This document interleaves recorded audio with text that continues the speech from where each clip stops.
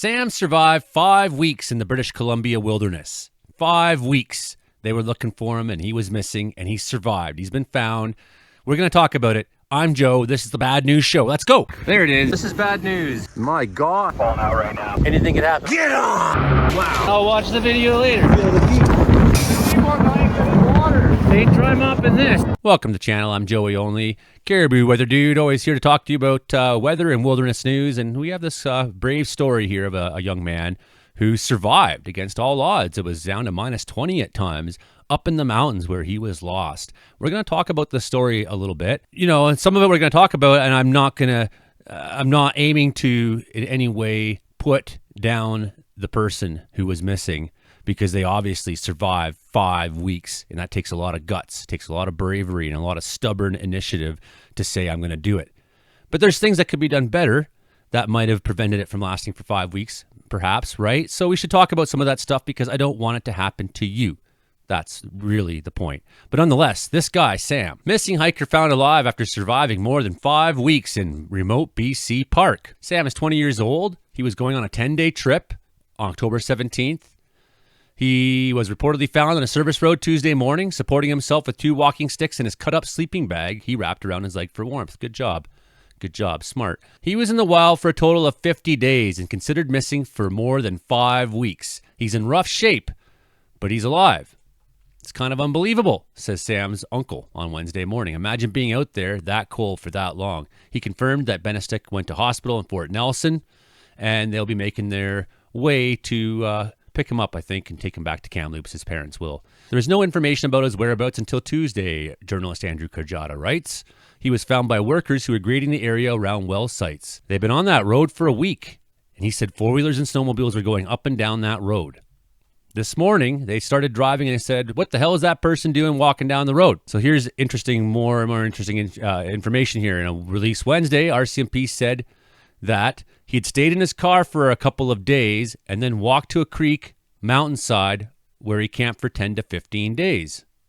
Following that, he moved down the valley and built a camp and shelter in a dried-out creek bed where he stayed until Tuesday morning. He was so weak, though, he nearly collapsed when he was put into the ambulance. So he was lucky. He was very lucky. And then why I'm making an issue of this, and his grandma's going to get him a GPS for Christmas. Why I'm making an issue of this is because most of you need to understand you won't be that lucky.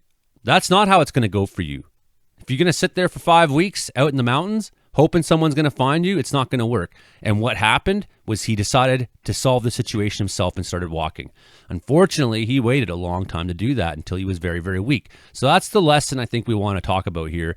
Briefly is, you know, people say, sit still if you're lost. And maybe that's true to a point, but after 3 days, you're like, man, I haven't seen any helicopters. No one's looking. I have to assume that no one's coming to find me. So, I mean, let's have a look back in September. It wasn't quite the same. It's not that far at all. It's very doable.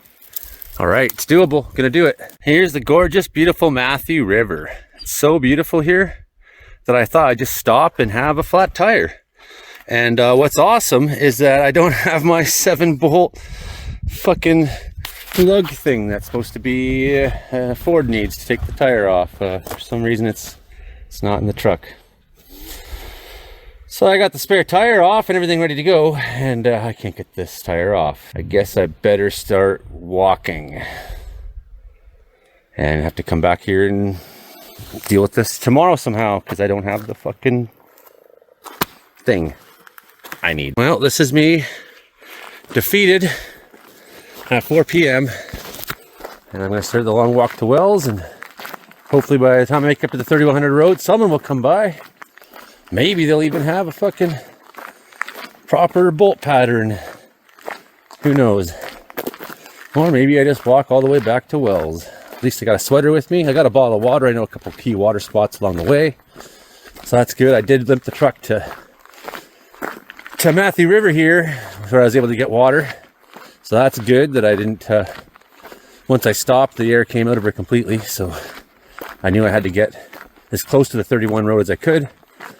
Fortunately, this is still 5 or 6K off of it, and people don't. It's not a highway. There's a good chance I don't see anybody all day, except loggers. They have Fords. Yeah, fuck. Oh well. Now you get to see my survival situation here where Tyler, the district, had just said, make sure you have bear spray. I never carried this shit. Well, the Matthew River's full of grizzlies. Yeah, I know. I'll just go break down there. But here I was, Joey only, and I was 55 kilometers out of Wells on Logan Road, and I had a breakdown, and I saw the time of day. I knew how much time I had, and I said, damn, and I grabbed whatever I could, and I started making a trip back to Wells as fast as I could, hoping to find somebody on a road, on a mainline road, and I did.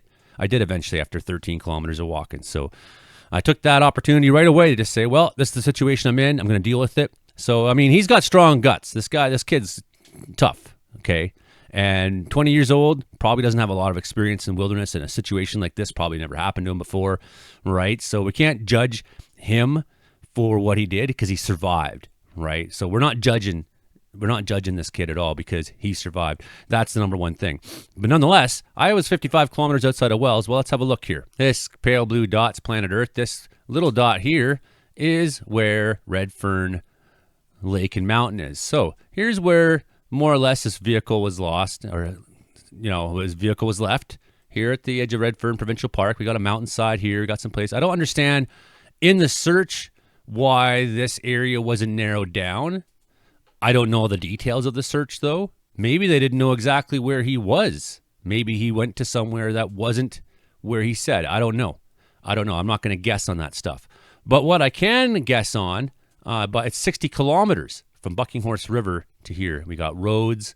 We got ways out. At some point, you got to make that decision to try to find your way out of a situation like this and look for any chance to make this 60 kilometers, because you figure if you can walk 4.5 to 6 kilometers an hour, you could make that distance in a day. You could make that distance. You could get yourself out of that situation. So you have to be willing to do that. You have to be willing to go as far as you can go. You push yourself further than you think you can to get yourself out of a situation like this, because most of you get lost out there, you get stuck out there, you are freezing to death. That's the way it's going to go. Luckily in BC, we got clean water. But man, he put up with some crazy weather, man. Some crazy weather. I'm so glad he's okay. And I hope with all my heart that you make your plans safely. If you're not very well experienced out there, make sure you have GPS and make sure you have maps, make sure you have plans, make sure you tell people. Do the things that I don't do, right? I go out in the bush here in Wells and I say, oh, well, fuck it. I break down, I'll figure out what to do.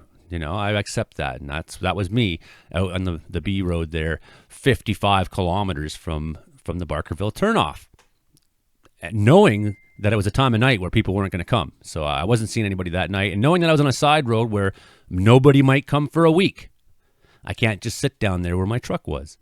Can't sit there and wait. But if you're going to wait somewhere, maybe make your camp where your vehicle is, because air flights, the helicopters are flying around looking, and they can see a vehicle very easy. So I would be surprised if his vehicle wasn't located, right? Stick by your vehicle if you're going to wait. Try to be close enough to it that if someone finds it, wow, my phone is dinging, dinging, dinging. If someone finds your vehicle, they're going to find you too. It's a lot easier to see a vehicle from the air than it is to see you, right? Keep that in mind as well. Make sure you're prepared. Make sure you have lots of fire with you.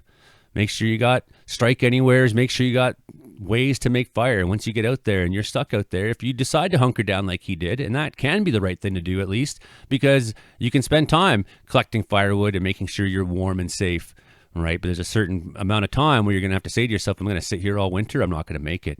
And he made the right choice to walk out, to start walking, and good for him for doing it. I wish he'd come across the logic of maybe trying that sooner, but it doesn't matter because he survived. Just don't let that be you next time. You're right. Have a plan.